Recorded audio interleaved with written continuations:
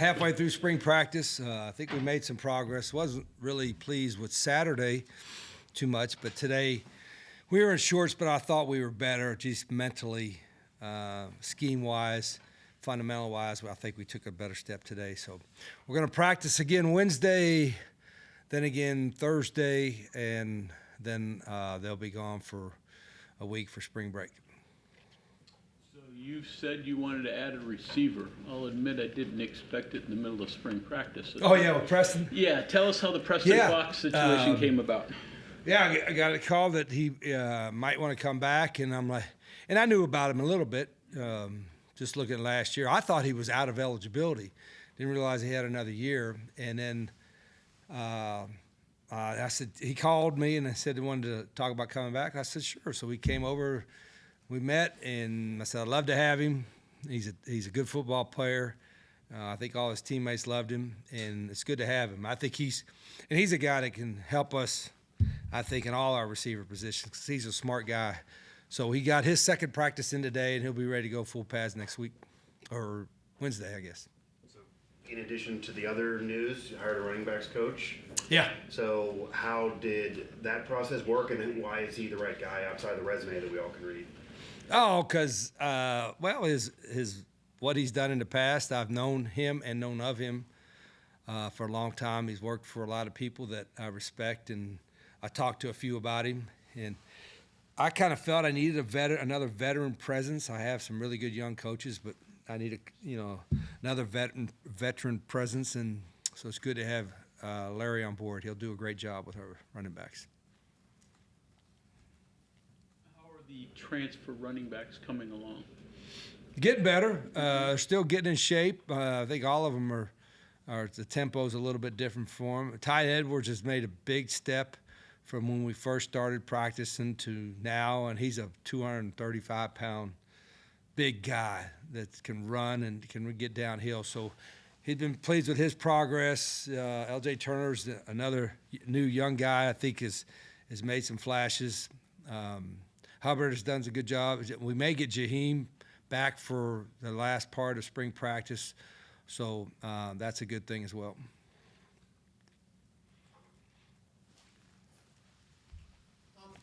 Real quick one about a former player of yours and kind of how it ties into your thoughts these days.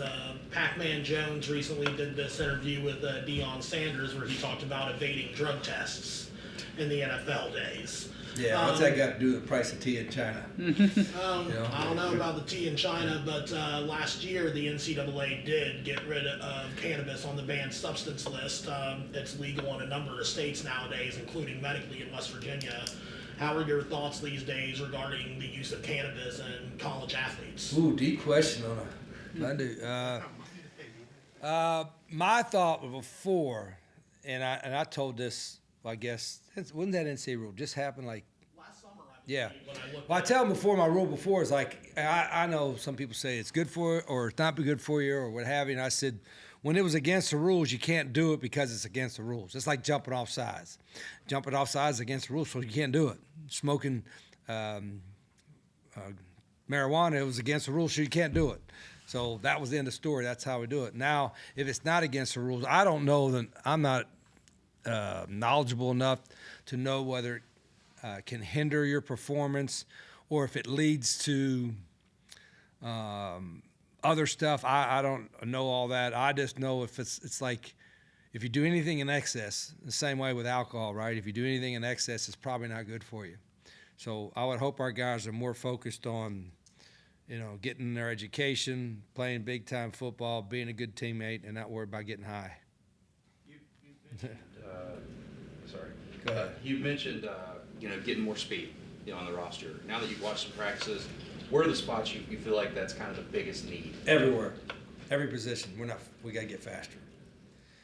Up front on defense, at linebacker, in the secondary, at wide receiver, at running back, O-line. You think O-line, you don't need fast guys, but you got to have, twitchy, athletic guys to do some of the stuff we do on the O-line. And there's some of that there. But, I don't want a bunch, it's not like we're going to recruit a bunch of track guys, but I'm just talking football speed, guys that play fast or are fast. Because it's a miserable feeling if you're sitting there, especially if you're on defense and you can't tackle them because you can't catch them, then you got no chance. If you're smaller, at least you can try to outnumber them. But if you're slower, they can really expose that. So, well, and we got some guys who can run. I think sometimes I have to reserve my judgment on our guys' speed because when they're thinking too much, they're not playing as fast as they should. So that's not their fault.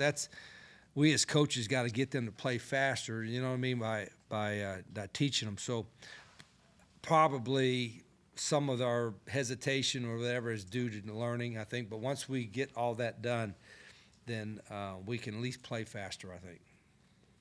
What's your thought of the true freshmen that enrolled in January? It's always a little bit of a Yeah. steep curve for them. Yeah, I had no offense this morning. We were meeting, watching film, and I said I'll kind of get on everybody, but I have a little bit of reservations about, or have a little bit more patience, I should say, for those guys because they should be, still in school getting ready for the prom right now or something. You know what I mean? So I appreciate them being here, and they're ahead of the schedule for coming, but this is their first time in college ball. The older guys have been around a little bit, should at least have a little bit more of advanced kind of knowledge of how things are getting done.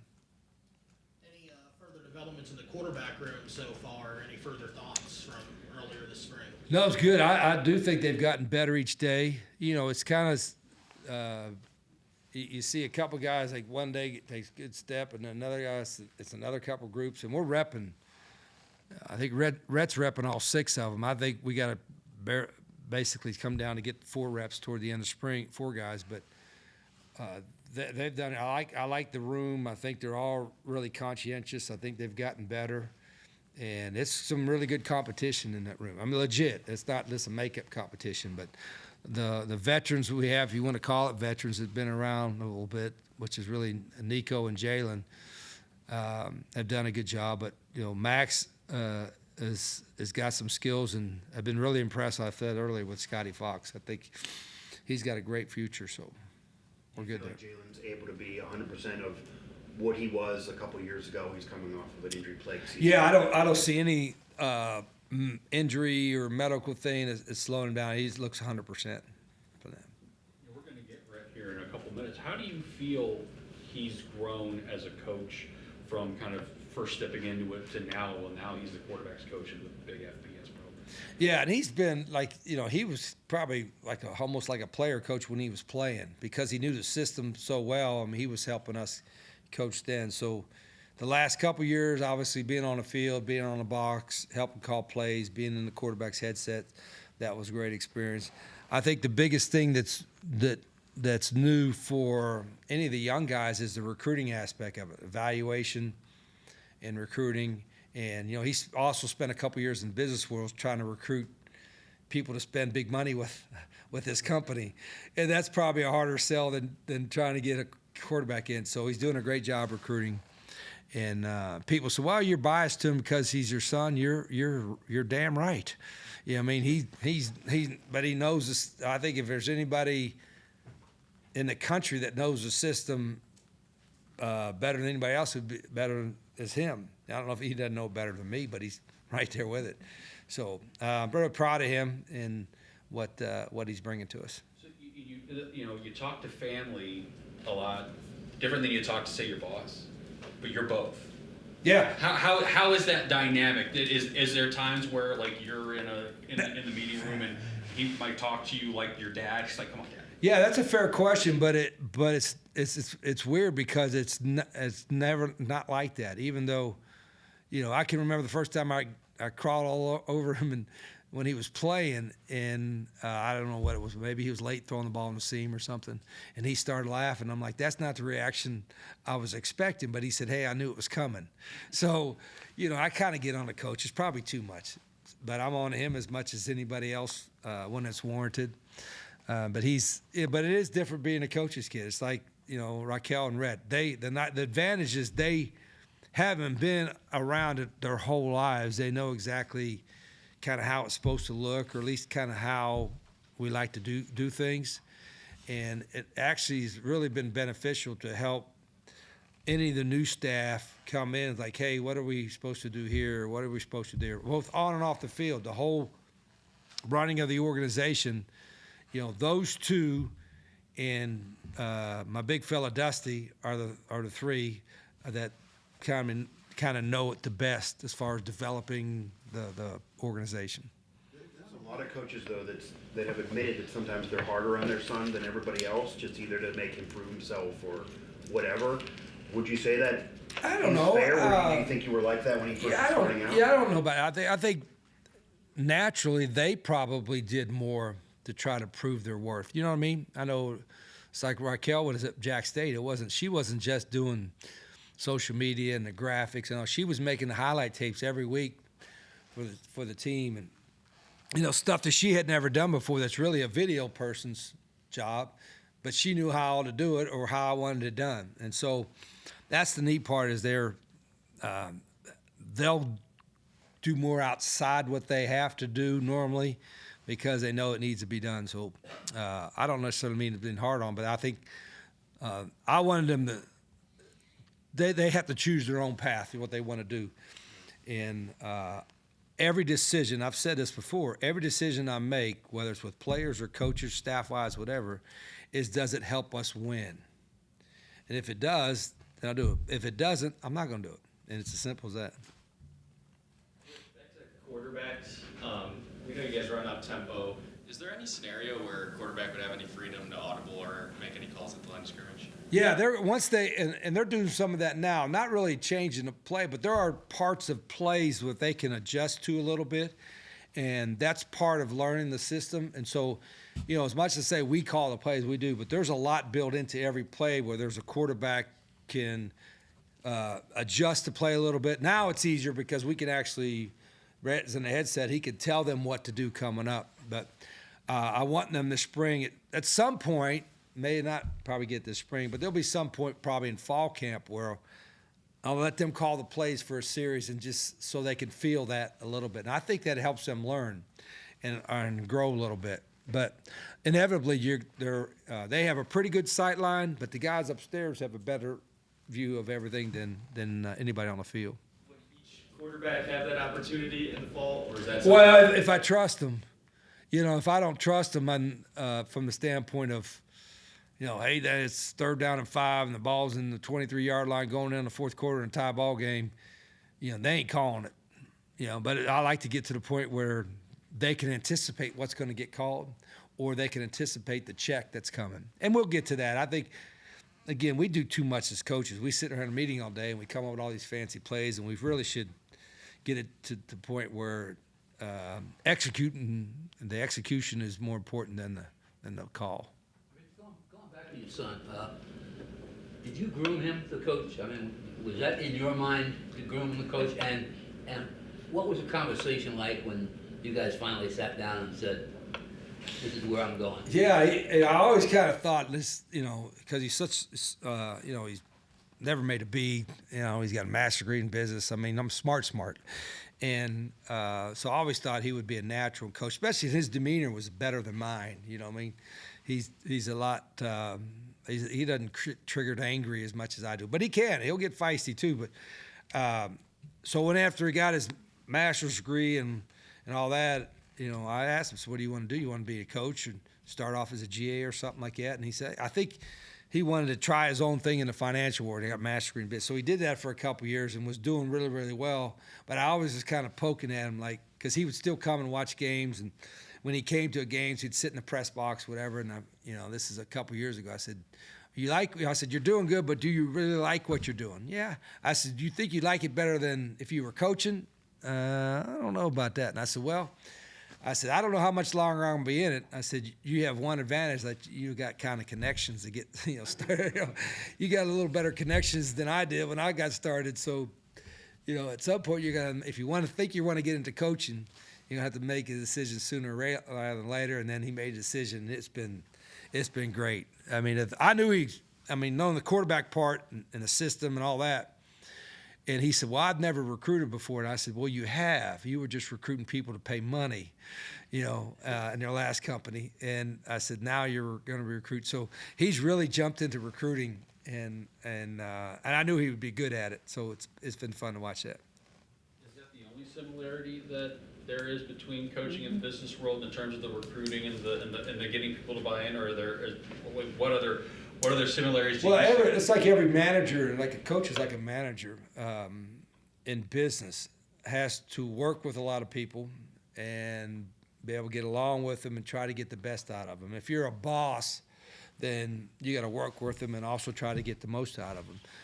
If you're one of the group of the workers, obviously you want to get along with everybody and you want to grow. One of the things I could be, I don't want to say hard on the staff, but I can be demanding at times. But I also been very blessed that all the staffs have always seemed to get along and laugh. We like to laugh and enjoy being around each other's company. We're so, we spend a lot of time. I don't know if I'm not like a 6 a.m. to 10 p.m. guy. Well, I work out at 6, but, typically we're not a lot of coaches. We're not going to brag. We're going to beat how many hours we work. But we do spend a lot of time together, and they got to enjoy everybody's company. And my kids, Rhett and Raquel, are I guess good to have on the staff too. They don't like pump themselves up. I mean, I think they got a lot of respect for what they do as opposed to who they are. Does it feel odd though? I mean, not only just Rhett and Raquel, but all the kids that were here their first time, Jake Castile. Yeah, I got Blaine Jake Castile Stewart. and I had Blaine, and then I said, well, I have coaches. I've had coaches and coaches' kids. That's fine. But when I start having coaches' grandsons on my staff, I'm too old. I gotta get out. Grandkid, no. But sons or daughters, yeah, that's okay. You mentioned the coaching staff. You talked last week about, I don't want to call it a critique, but you wanted to have them sometimes point out when somebody's being soft or lazy, so you'd have to hear your voice, and maybe you could have more urgency in the coaching staff. How has that progressed since that time? Are you noticing more from them? It's still coming. I think sometimes it's my fault because I'll jump in the middle of it and start getting on somebody before they had a chance to. You know what I mean? It was fun. I think it might have been Raquel or somebody asked what you thought your greatest attribute was or characteristic was, whatever, as a coach, and I said, I think I got fast eyes. And I'm like, of all the things that have fast eyes, like, what is that? But I do see things quicker, but it's because I've been doing it so long in the same system that I know what it's supposed to look like, so I recognize it quicker. So sometimes, to your point, I'll see something before the other coach will see it, and I don't even give him a chance to coach because I jump in the middle of it. And I need to not do that all the time, but I can't promise that I won't. I want to say it was maybe you were on Three Guys before the game or something earlier this winter, and you talked a little bit about TikTok in the locker room. Now that you're into spring practice, is there like a social media policy that you have with the team, whether that be TikTok or all social media? No, I don't really. I mean, they're going to be on it, so I'm not banning them from. I just banning them from dancing on it. It's like, look, we try to have a hard edge, whatever, and you're in there, in your tights, dancing on TikTok. Ain't quite the image of our program that I want. But I told the team today, I said, everything today is about trying to make everybody individual. It's all about the individual. It's all about the individual. And I said, football is one of the last things that was got to be more about the team than the individual. And so I banned dancing on TikTok. I guess I did that. But anything that doesn't look like our program should look, I think it's just like, come on. Really? I mean, and I'm allowed to do that, I guess. I can have rules. Now, when they, like I said, 20 years from now, they want to be sitting in their pajamas in the basement, eating Cheetos and watching TikTok or whatever the hell, they can go at it. Smoking cannabis, whatever. I mean, knock yourself out. But, the hope their focus can be on winning football games. How about let's win the football game and not worry about winning the TikTok? With Coach Porter, a decorated and veteran coach, also a decorated veteran recruiter, like considered one of the top in the country. And there was a point, when I was covering Florida State back in the day, where it was kind of like, you got to get yourself a guy who's may not be the greatest coach, but he's a recruiter. And Jimbo was like, why not both? with the way that staffs have expanded, do you still need to have the coach that is effective in both, or can you say, I need a guy who's more focused on coaching because I have such a large recruiting I think, department now? yeah. In answer to your question, everybody recruits. Everybody. And everybody has to have the ability to recruit. Now, which ones take the lead on a guy or which ones go on the road, now there's 10. You got to designate your 10 on the road, and those are probably the 10 guys that I feel can hit it the best. But even the ones that are on campus nowadays, because of the transfer portal and evaluation has always been important in recruiting, but never more important now. I've always said this: it ain't the guys that you don't get in recruiting that kill you, even if they go to a rival, because then you only play them once a year. It's the ones you take that can't play. So that means you better evaluate the right way. And sometimes a seasoned or a veteran coach is got more experience evaluating. And so a guy like Larry, he's evaluated a lot of really good running backs, and he know what a power forward running back should look like, right? So that's why I'm blessed to have him. How crippling is a swing and a miss in recruiting? Like if it's like a guy everyone One or thinks two is 4 ain't or 5. about 10 or 12 will kill you. Yeah. Yeah, coaches get fired.